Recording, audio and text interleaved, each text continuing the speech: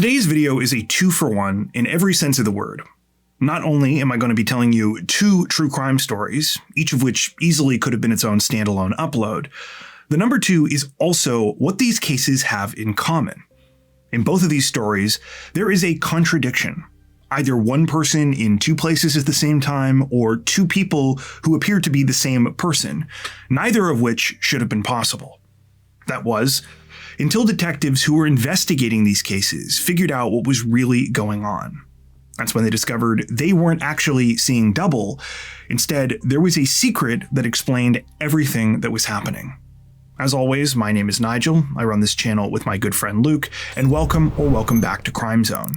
A reminder, if you do find today's video interesting and informative, be sure to like and subscribe for more true crime stories told with a mysterious and suspenseful vibe.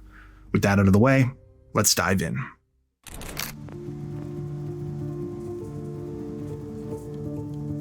On a Sunday evening in December of 2022, dozens of people eagerly tuned into a YouTube channel called VoteSaxon07. The channel was owned by a man from Northern Ireland. His content focused on a range of different topics, but that night he announced to his subscribers that he'd be doing a gaming livestream. With Christmas only a week away, it was supposed to be a little something for his viewers before everyone got into the busy part of the holidays. The stream lasted for 6 hours, which for this channel was pretty standard, and at the time of the broadcast, nothing about it was all that remarkable. As you can see, it's just a guy playing video games and occasionally talking to his camera. However, that would shift just a few weeks later, when something was discovered that completely changed the context of all of this. Something that would take this seemingly forgettable drop in the endless ocean of YouTube content and expose it for what it really was. In order to understand what I'm talking about, though, first, we have to go back a bit. The holiday season of 2022 was a busy time in the lives of Natalie McNally and Stephen McCullough. But unlike most years, it wasn't just Christmas they were scrambling to prepare for. Instead, the two of them had an exciting announcement that they couldn't wait to share with both of their families. Now, Natalie and Stephen had not been together for that long. In fact, they'd only been dating since that past August. But to everyone that knew them, for the last few months, the pair had seemed incredibly happy. Natalie and Stephen were both 32 years old and had been born and raised in Northern Ireland. At the time, Stephen was living in Lisburn, a small city on the outskirts of Belfast. Natalie, meanwhile, was a little further southwest, in a town called Lurgan. Natalie was already quite accomplished for her age. After finishing secondary school, she'd gotten a degree in law before graduating with a master's in marketing from Queen's University, Belfast. She'd gone on to have a couple of different jobs before joining the marketing team at TransLink, Northern Ireland's main provider of public transportation. Natalie's success was not at all surprising to those who knew her. Though she was the only girl in a family of boys and grew up with 3 brothers who were very protective of her, she was more than capable of taking care of herself. From an early age, she was fiercely independent and wasn't afraid to be outspoken about her beliefs. Part of what apparently shaped Natalie's personality was that for most of her life, she had lived with type 1 diabetes. Despite the serious condition, she refused to be seen as fragile or helpless. Instead, Natalie used her experiences to help others, advocating for changes to address gaps in the healthcare system.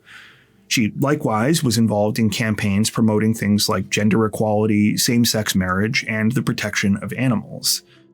Stephen, on the other hand, had chosen to follow a less traditional route. Though he worked part-time as an assistant audience editor for a local newspaper called the Belfast Telegraph, he poured most of his time and energy into online content creation. Stephen was a huge sci-fi fan, and so a lot of what he did was centered around that. His YouTube channel and social media pages were a mix of toy reviews, TV show and movie analysis, and long-form podcasts and streams with his friends.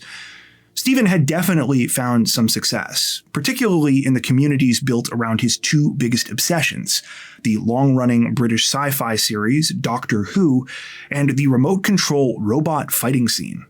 By now, he'd managed to rack up 37,000 subscribers on YouTube and had also appeared as part of a team on the competition show Robot Wars. So yeah, at this point, Natalie and Stephen had quite separate lives, which again was understandable given that they hadn't been together that long. But all of that was about to change. You see, the big news that the two of them were getting ready to share was that Natalie was 15 weeks pregnant. Now, Natalie's immediate family were already aware of this, and they were just as excited as she was. However, the plan was that she and Stephen were going to do this big announcement to the rest of their families over Christmas. The timing was perfect, because in just a few days, the couple had a doctor's appointment where they were going to learn whether they were having a boy or a girl. That brings us to December 18th, which was a Sunday. That day, Natalie and Stephen had separate plans. Stephen had decided to do a last-minute holiday live stream for his YouTube subscribers. He was going to play Grand Theft Auto Vice City and titled the stream the Violent Night Christmas Live Gaming Stream. He put out posts about the broadcast on Twitter, telling his fans he'd be starting at 6 p.m. 3 minutes before that, he messaged Natalie, saying, quote, "Right, I'm away to stream the night away. Wish me luck." Natalie replied, quote, "Good luck. I might have a peep at your live stream later." As Stephen went live on YouTube, Natalie was at her parents' place. She'd gone there because they were a big soccer family, and that day also just so happened to be the World Cup finals.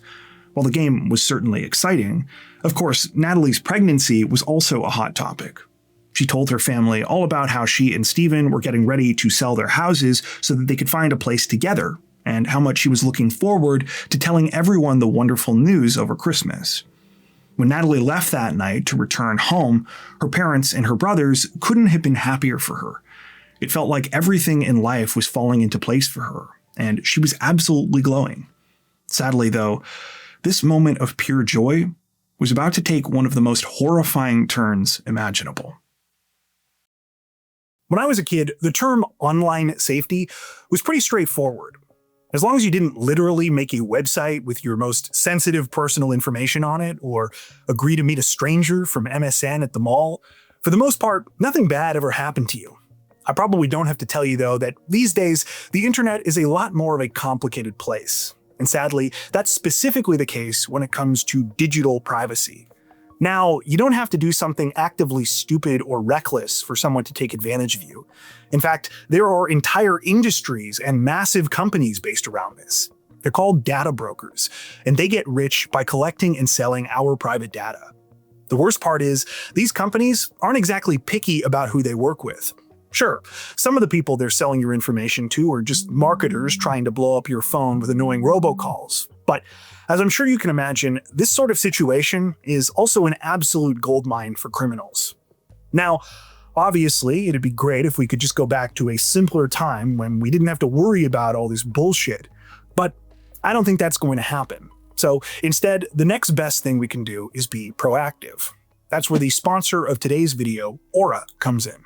Aura is like your personal online security team. They automatically identify and reach out to these data brokers on your behalf, forcing them to remove your information from their records and making sure your personal information stays private. That's just the tip of the iceberg, though. With Aura, you'll also get additional services like real-time fraud alerts for credit and banking, a secure VPN, antivirus, password manager, and a bunch more. If you're interested, Aura is currently offering 14 days free to Crime Zone viewers, so you can try it out for yourself. To get started and see Aura in action, head over to aura.com/crimezone or simply click the link in the description below. That's aura.com/crimezone to start taking back control of your digital privacy today. Around 10 p.m. on December 19th, so a little over 24 hours later, the Police Service of Northern Ireland received a 999 emergency call. It was from Stephen McCullough, who told dispatchers he needed help immediately. The address he gave was not his own, though. It was Natalie's. When officers arrived at Natalie's home, which was located in a small housing development called Silverwood Green, they were met with an awful scene. Natalie was lying inside the house, unresponsive. She had clearly been the victim of a brutal attack, and though paramedics rushed to help, there was nothing they could do. Sadly, Natalie had been there for some time, and she had already died from her injuries. Tragically, her unborn child also did not survive.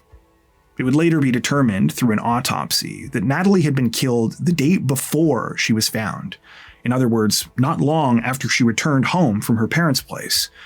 Examination also revealed more about the chilling way in which Natalie had died.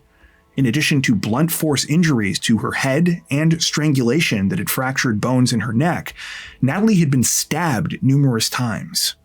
Defensive wounds to her hands showed that she had fought hard, but ultimately she had been overpowered by her killer.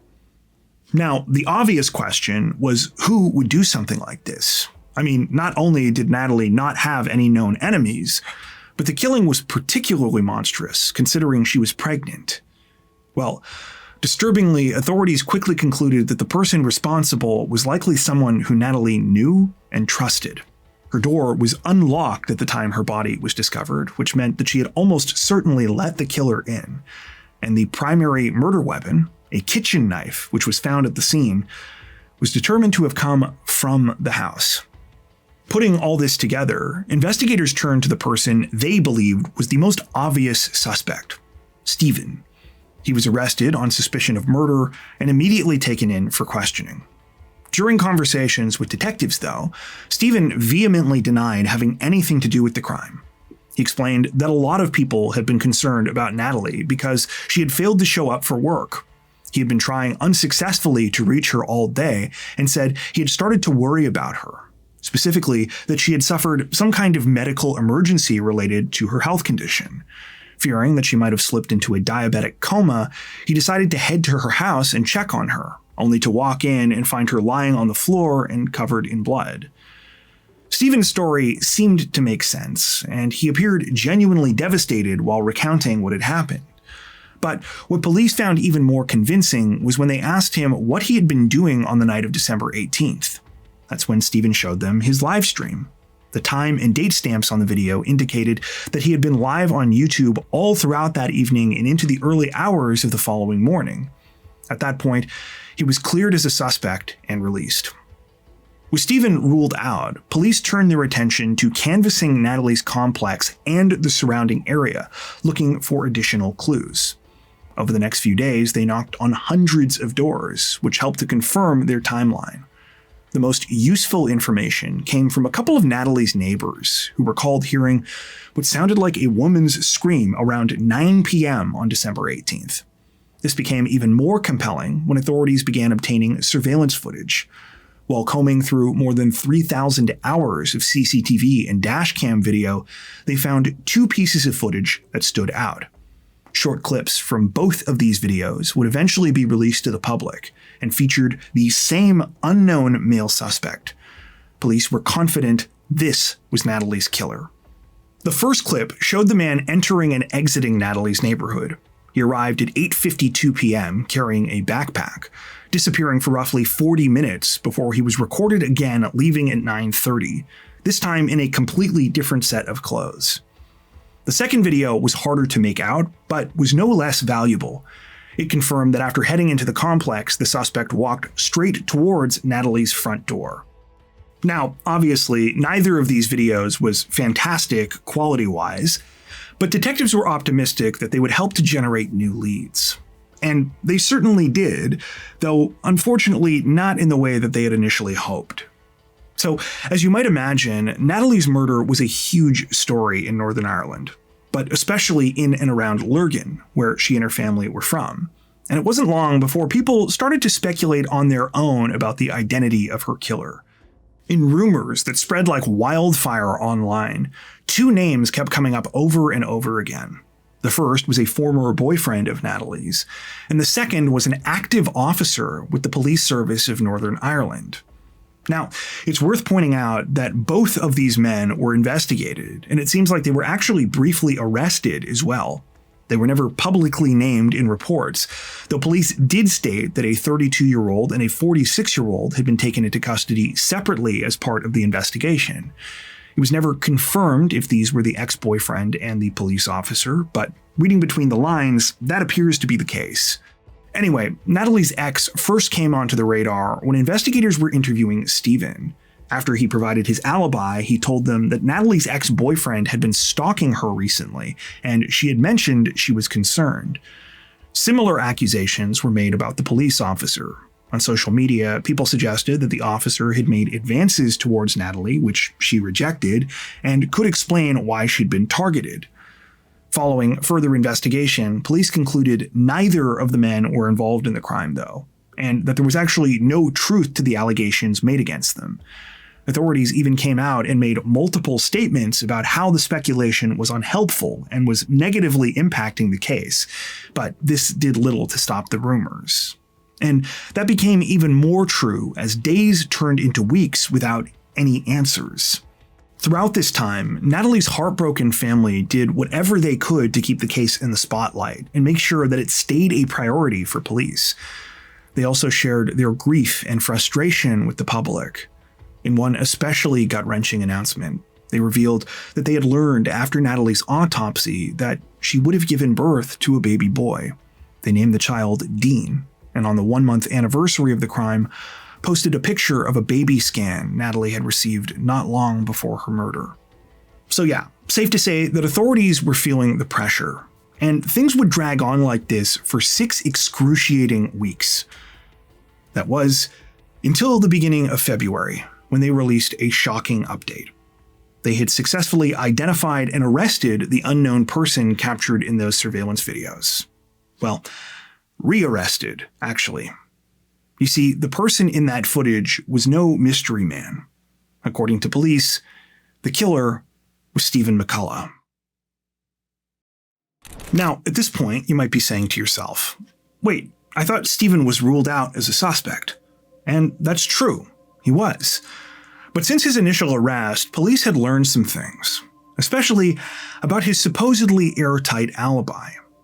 Initially, when detectives saw the live stream, they thought this was definitive proof that Stephen was home all night on December 18th. I mean, how could he be in 2 places at once, right?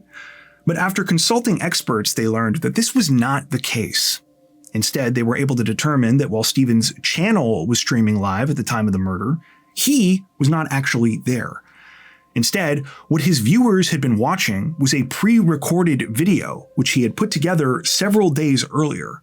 On the night of the crime, he'd streamed this video as if it were a live recording. Hey, and we're live. Hello, everyone. Yeah, a little bit out of the blue, this, isn't it? But, hang on, my levels are just a nightmare. There we go, bring that down a little bit. And that could be a little bit better framed, but that's the fun of being live. Yes, so, hello to all on this glorious Sunday evening. Yeah, so I just thought, why not? I'm gonna do a live stream, because this day next week is Christmas. So what more could you want for Christmas other than an evening with your old pal Stephen? I genuinely do not know how long this stream is going to last for, and I've decided I'm gonna play around with it and do something a little bit different. It's easy to see why police were fooled by this. As you just saw, Stephen's act was quite convincing. He fiddles with his camera, makes it look like he's checking his stream, and even stops to take breaks at several points, just as someone would if they were really live for 6 hours.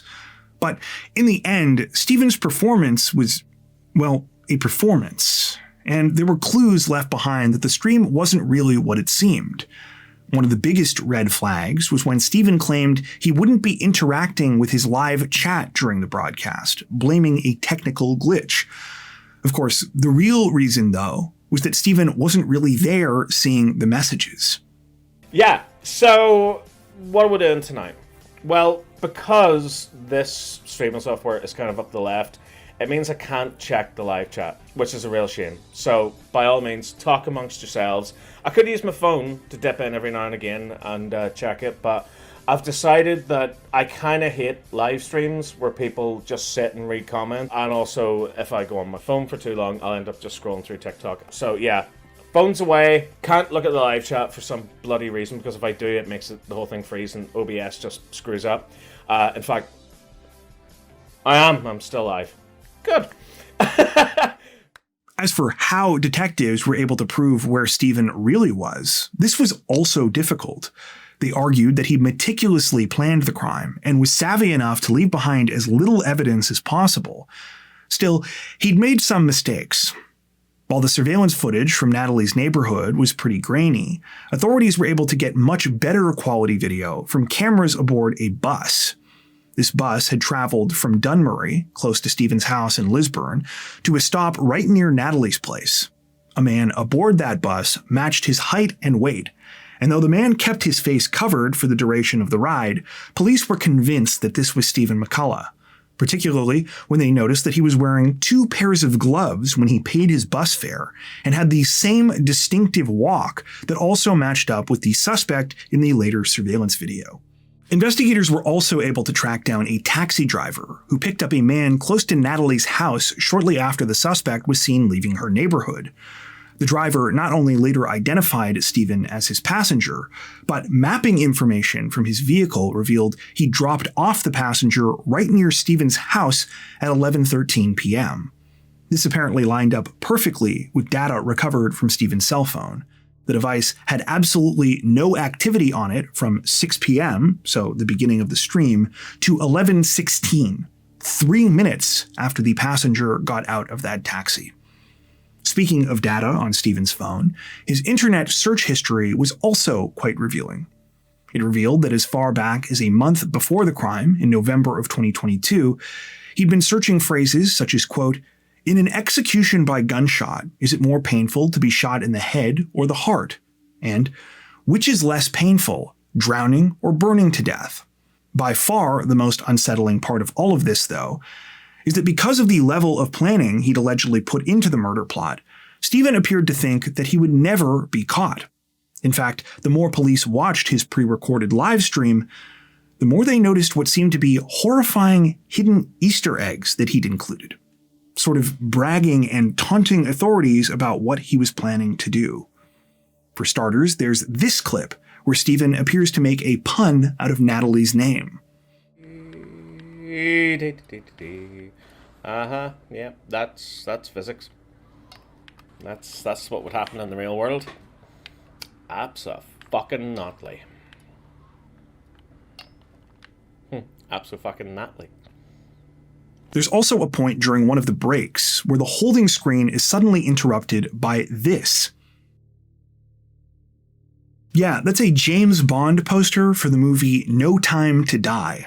Now, if this were a normal stream, you might call that a glitch, but again, this was pre-recorded, so Stephen put that in there on purpose. Not only does this seem like a coded message, it appeared roughly 3.5 hours into the stream, meaning it would have almost exactly coincided with Natalie's murder. Then there was the whole title of the stream itself, Violent Night, and the game Stephen had chosen to play. In this particular Grand Theft Auto game, there's a mission that he had chosen to do that involved murdering a woman and making it look like an accident. In terms of Stephen's explanation for all of this, well, apparently he didn't really have one. He later admitted to police that his live stream was pre-recorded, though claimed he was still at home that night but had been drinking and passed out. Stephen was rearrested on January 31st, 2023, and shortly after was charged with Natalie's murder. Understandably, this came as a massive blow to Natalie's family, especially because after being initially ruled out, Stephen had used this as a way to ingratiate himself with the family. He'd spent all this time around them while they were grieving, had attended rallies with them raising awareness about violence against women, and had gotten all this sympathy from them because they believed he was destroyed by this crime just like they were. After all, the unborn child Natalie was pregnant with was his son. But as Natalie's loved ones would soon find out, this wasn't the only sickening way they'd been betrayed. Police later told them that when they seized Stephen's phone, they'd recovered a 40-minute-long audio recording of them on the device. They believed that Stephen had been spying on them to see if they suspected that he was responsible for Natalie's murder. Now, I'm sure you want to know, what could possibly have motivated Stephen to do something like this? Well, it's at this point that I have to reveal something pretty frustrating. You may have noticed that I've been saying allegedly quite a bit during this story and being careful with my words. And that's because as of the time of this recording, this case still has yet to go to trial. The proceedings have been hit with delay after delay, and while it's not really clear why, local reporting we came across in our research noted that even the judge in the case is getting fed up. So yeah, officially, Stephen has not been convicted of any crimes. That also means we don't have the full story here, and we won't until this actually goes to court. Still, based on what investigators have released so far, it appears they have a strong case, and they have offered some idea as to what they think the motive could be here. In earlier court proceedings from March of 2023, prosecutors revealed that Natalie had been in contact with an ex-boyfriend in the days leading up to her murder. During that hearing, they said, quote, "The prosecution suggests sexualized contact with this individual, and indeed others over a period of time, is the catalyst for what occurred to Miss McNally." The prosecutor went on to state that they believe on the night before the murder, Stephen had unlocked Natalie's phone 9 times and was reading her messages. They suggested that Stephen likely knew about this beforehand, though, and had already been planning to kill her at this point. It's also been theorized that this is why he attempted to blame Natalie's ex-boyfriend for her murder. While jealousy appears to be the main motive, it's also been widely suggested that Stephen might have carried out the plot because he did not want to be a father. Again, though, I want to stress that right now, all of this remains speculative. Stephen continues to maintain his innocence and has pleaded not guilty. One other thing I briefly wanted to mention that I personally found deeply disturbing about this case is that after Natalie's murder, Stephen went right on posting to his social media profiles. With the exception of a single post in which he claimed 2022 was the worst year of his life, and which he copied and pasted to several of his accounts, he continued uploading content as if nothing had happened. His last YouTube video was released on January 25th, 2023. Less than a week before his arrest. At the time of this recording, all of Stephen's accounts are still up, and his YouTube channel has actually gained subscribers since his arrest. He's now sitting at 41,700, an increase of nearly 5,000. As for Natalie's family, they have continued to champion the many causes she advocated for in her absence. In particular, they have participated in countless charity events and campaigns raising money for women's organizations across the United Kingdom. Still, nothing can bring her back, or the wonderful life that she never got to have with her son. And I'm sure that's probably the hardest part of all of this for those who loved her.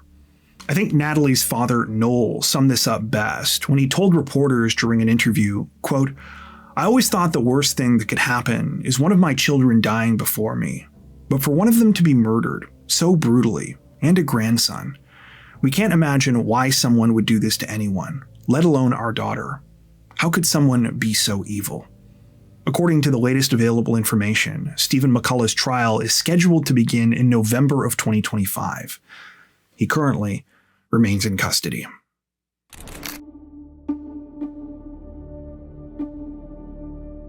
On the afternoon of August 16th, 2022, a woman named Sharaban K got into her car in the German city of Munich and started driving north. She was headed to another city called Ingolstadt, about an hour away, where she had made plans to run several different errands that day. Sharaban was 23 years old, and she worked as a self-employed beautician. And up until recently, she'd actually lived in Ingolstadt. She had a modest apartment there with her husband, Rowan, who also worked in the beauty industry and owned his own hair salon. The couple had been married for about 4 years, but for a lot of that time, things between them had been shaky, to the point that even though they were husband and wife, their relationship was kind of on again, off again. Things had been particularly rocky lately, and as a result, Sharaban had spent the last couple of weeks living at her parents' place. However, that was part of the reason for Sharaban's trip that day. While she was in Ingolstadt, she was planning to stop by the apartment. Officially, this was just to pick up some of her mail, but before leaving, Sharaban told her parents that she was going to try and speak to Rowan as well. She said she wanted to try and talk things through, and that she hoped they could agree to have a fresh start. Now, Sharaban's parents were happy to hear this. You see, while Sharaban had spent most of her life in Germany, her family was originally from northern Iraq. Specifically, they were part of the Kurdish ethnic group. Sharaban's parents were much more traditional and strict when it came to things like religion and marriage. So yeah, if it was possible, they really wanted her to reconcile things with her husband. Unfortunately, that's not what was going to happen though. What they didn't know is that their daughter's journey was about to take an incredibly dark detour. I mentioned before that Ingolstadt is about an hour's drive from Munich, so Sharaban's parents expected her to be gone for most of the day. But when she still hadn't returned by nightfall, they started to get worried. It wasn't like her to not at least give them an update if she was running later than expected. And what was even more concerning was that she wasn't answering her cell phone. Eventually, the parents felt uneasy enough that they decided to head to Ingolstadt themselves. They knew where Sharaban's old apartment was, and they were able to confirm that she wasn't there. So afterwards, they started driving around, checking any places nearby that they thought she could be. Shortly before 11:30 p.m., they made a startling discovery. Sharaban's black Mercedes had been left at the side of a residential road not far from the southern bank of the Danube River. Disturbingly, the car looked like it had been hastily parked, and at first, the parents thought it was abandoned. But as they got closer, they realized that was not the case.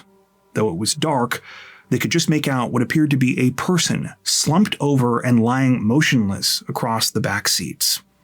Upon seeing this, the couple's first instinct was complete panic. Without even thinking to call for help, they began desperately trying to smash the car's windows to get inside. They were unsuccessful, but pretty soon they were joined by emergency responders after concerned residents in the area heard the commotion and contacted authorities. When police were finally able to force their way into the vehicle, what they found was sickening. Inside the back of the Mercedes was the body of a young woman. Though life-saving measures were attempted, it was too late. She had been murdered. The scene was nearly impossible to stomach. There was blood everywhere, and the injuries the woman had sustained were absolutely savage. It would later be determined she'd suffered blunt force injuries to the back of the head, as well as dozens of stab wounds, most of which were to her face, neck, and upper torso. Because of the extent of the wounds, the victim was almost unrecognizable, but it wasn't long before everyone's worst fears were confirmed. When Sharaban's parents were allowed to look at the body, they said that, yes, this was their daughter. Given the circumstances, police suspected that Sharaban's husband had something to do with this. They theorized that when the estranged couple met up that afternoon, things had spiraled out of control and turned violent. So their number one priority became tracking down Rowan for questioning. As I'm sure you can imagine, this was devastating for Sharaban's parents. But less than 24 hours later, they would receive some even more shocking news. It happened when an investigator showed up on their doorstep and said, "I've got some good news for you and some bad news. The good news is that your daughter is actually alive. The bad news is that she has been arrested for murder." So yeah, needless to say, at this point, Sharaban's parents were pretty stunned. I mean, they had seen their daughter's body themselves. Or at least, they thought they had. You see, despite the eyewitness identification, when the body in the Mercedes was actually sent off for an autopsy, examiners started to notice some discrepancies. The most glaring of these were some distinctive tattoos, ones that Sharaban did not have. At the same time this was happening, investigators began receiving reports from a number of people in a town called Eppingen. Now, Eppingen is about a 3-hour drive west of Ingolstadt, so decently far away, but these reports quickly caught the attention of police. They were about a missing woman named Khadija O. Khadija was also 23 years old, and she was a beauty influencer on Instagram. Most of her family lived back in Algeria, where she was originally from, but she had a close group of friends who raised the alarm when they weren't able to get a hold of her. They told police she'd suddenly vanished on the evening of August 16th, almost the exact same time Sharaban went missing. As soon as police saw Khadija's picture, they were blown away by the resemblance between the two women. Unlike Sharaban, though, Khadija's tattoos matched the woman in the Mercedes. Khadija was actually the person who had been killed. If there were any remaining doubts about this, those went away when investigators started getting reports from other witnesses, this time back in Ingolstadt. A number of people claimed that they had seen Sharaban right there in the local area. Sure enough, footage was soon found of Sharaban walking into a pizza place not far from where her Mercedes was recovered. She was caught by surveillance cameras there at 8:59 p.m. on August 17th, asking staff if she could borrow a phone because hers was broken. Less than an hour after this, Sharaban was located and placed under arrest. She wasn't the only one, though. Later that same night, police arrested a 24-year-old man named Shakir K., who lived in an apartment building across the street from the crime scene. So, what was going on here? Well, that's what investigators wanted to know as well. And while some of the story began unraveling fairly quickly, it was when they were notified about another major development that things really started coming together. That happened 5 days later, when a team of reporters found Sharaban's cell phone while filming a news segment for a German media outlet. It turned out to be a goldmine of deeply unsettling evidence. While searching the device, detectives learned that for at least the past 2 months, Sharaban had been operating a number of Instagram profiles, all under different fake names. She had been using these profiles to find and contact other young women, but not just any women. Women that looked like her. After reaching out, Sharaban posed as a representative for different companies and brands she thought her targets would be interested in. She then pretended to offer them sponsorships, free products, and other opportunities to get their attention. In total, Sharaban had contacted at least 26 different women. Khadija was the one who had taken the bait. On August 16th, Khadija agreed to meet up with Sharaban, believing that she was going to receive free spa treatments in exchange for promoting a business on her beauty blog. She was picked up sometime around 7 p.m. by Sharaban, who was accompanied by her friend Shakir. Unfortunately, what Khadija didn't realize is that she just walked into a horrifying trap. The three began their journey from Eppingen, telling Khadija they were headed to Sharaban's salon in Ingolstadt. Instead, though, they drove to a wooded area just a few miles outside of town. Once there, they lured Khadija out of the vehicle. As soon as she got out, Shakir came up behind her wearing a pair of brass knuckles. He beat her in the back of the head until she fell to the ground, at which point he pulled out a knife, stabbing her at least 56 times. When the frenzied attack was finally over, Shakir and Sharaban loaded Khadija's body into the car, then drove the rest of the way back to Ingolstadt. There, they dumped Sharaban's Mercedes with Khadija inside, specifically choosing a spot where they believed Sharaban's family would look for her. While Sharaban and Shakir both refused to speak with police following their arrests, this entire timeline of events was able to be put together using the information recovered from their cell phones, as well as forensic evidence. Further details were filled in by witnesses, who said that Shakir, in particular, had bragged about the killing immediately afterwards. As for the motive behind the awful crime, well, as you may have already guessed, Sharaban was trying to fake her own death. Because she never offered any kind of confession, we can never truly know what she was thinking, but prosecutors later argued that her plan was twofold. First, to escape her ongoing marital problems and the expectations of her strict conservative family. And second, to frame her estranged husband for the crime. Shakir's motivations are a little more fuzzy, and it doesn't help that news reports about him are kind of all over the place. Some refer to him as Sharaban's friend, others say that he was her boyfriend. Still others claim that he had only recently met Sharaban and was at most an acquaintance. It's difficult to tell what the truth is here, but what does seem to be confirmed is that Shakir was trying to impress Sharaban, and may also have been promised some money. Even with all of this evidence, it took authorities more than a year to complete the complex investigation, at which point Sharaban and Shakir were charged with murder. By that point, the crime had become notorious all over Germany, where it was referred to simply as the Doppelgänger murder. Because Shakir was the one accused of actually carrying out the killing, when the case went to trial in January of 2024, Sharaban immediately attempted to throw him under the bus and blame him for everything that had happened. She claimed she had no idea about anything that was going on the day of the murder, and that she played absolutely no part in either the planning or killing of Khadija.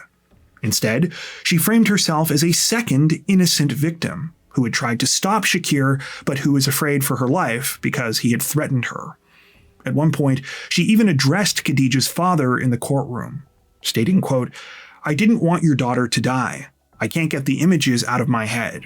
There isn't a day that goes by that I don't pray for her and think of her." The prosecution was quick to point out, though, that Shahriban's story made no sense.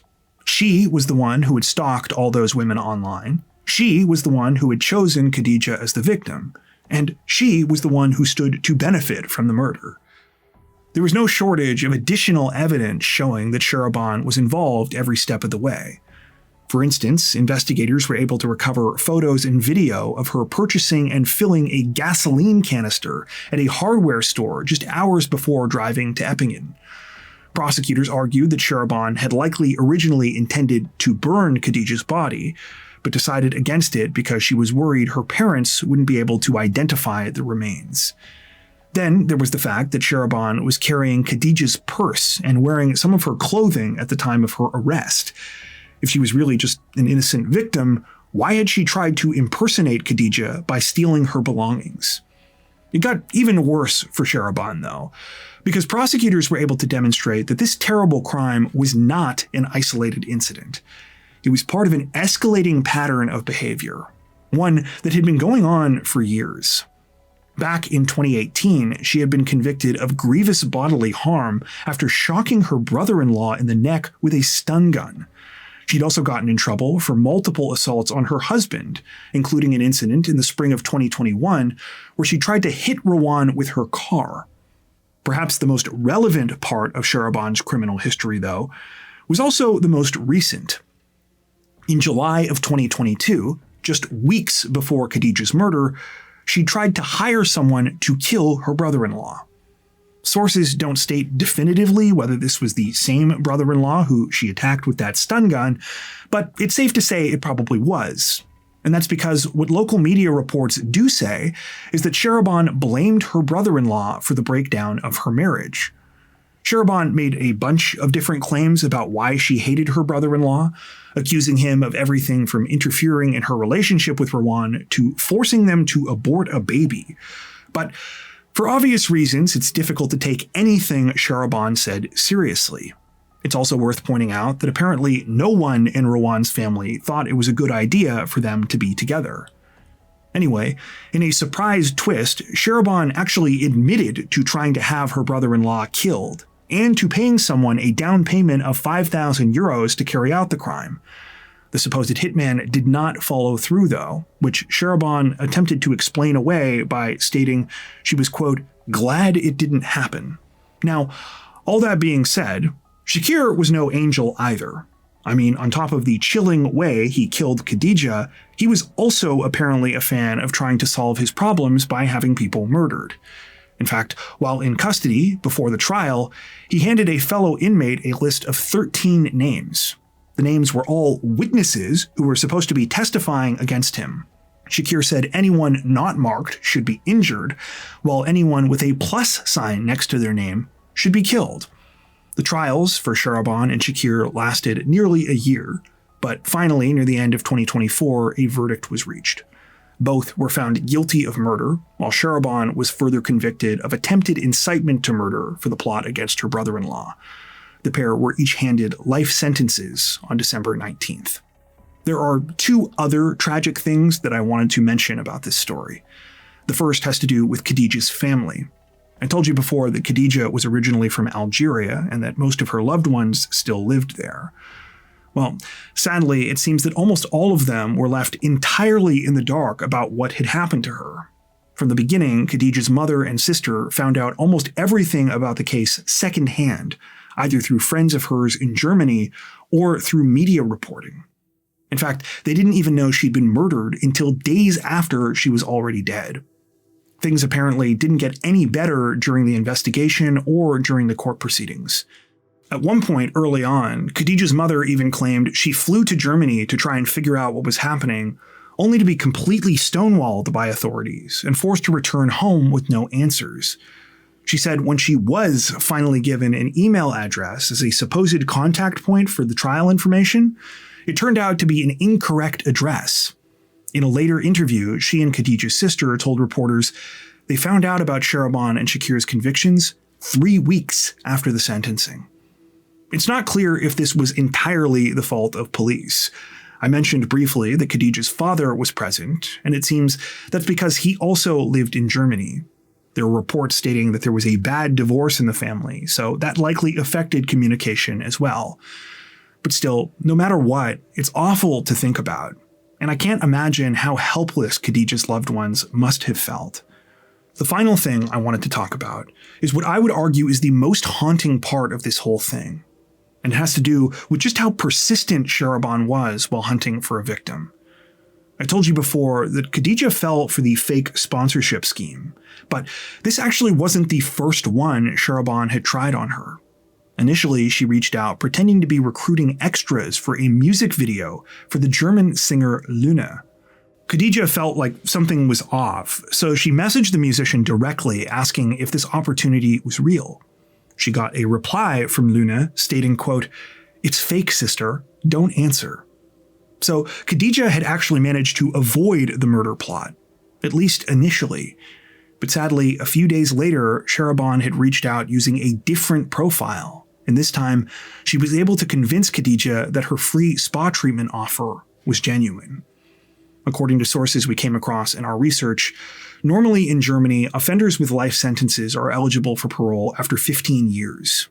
However, due to the severity of this crime and the staggering number of aggravating factors, multiple media outlets reported that Shahraban and Shakir almost certainly will not qualify. It's difficult to tell whether the court itself weighed in on this, but from the tone of the reporting, at least from what we saw, it seemed to suggest the two of them could very well remain behind bars for the rest of their lives. Hey there. Before you take off, we'd just like to take a second and say that we really appreciate you sticking around to the end of the video. Luke and I are so grateful for our incredible Crime Zone community, so thank you for being a part of it. If you want to help Crime Zone continue to grow, one of the easiest things you can do is leave a like on this video and consider subscribing. Be sure to hit that notification bell as well and select all notifications to stay up to date with our latest releases. If you're looking for additional ways to support the channel, there are a couple of options. We've got a thriving community over on Patreon, where you can get ad-free and early access to all of our content, as well as 4 additional stories per week for each of our Crimes of the Week and Crimes of the Week International videos. Head over to patreon.com/crimezone to learn more and to meet some of the awesome people whose names are currently on screen. If that isn't your thing, we've also now launched channel memberships so you can join directly here on YouTube. Channel members get a lot of the same perks as on Patreon, including extra content, without the added hassle of having to go off-platform. Now, that being said, we know times are tough and that not everyone is able to support financially. Regardless of your situation though, we want you to know that we truly appreciate every like, sub, share, and comment that you send our way. Once again, thanks so much, and we hope to see you soon.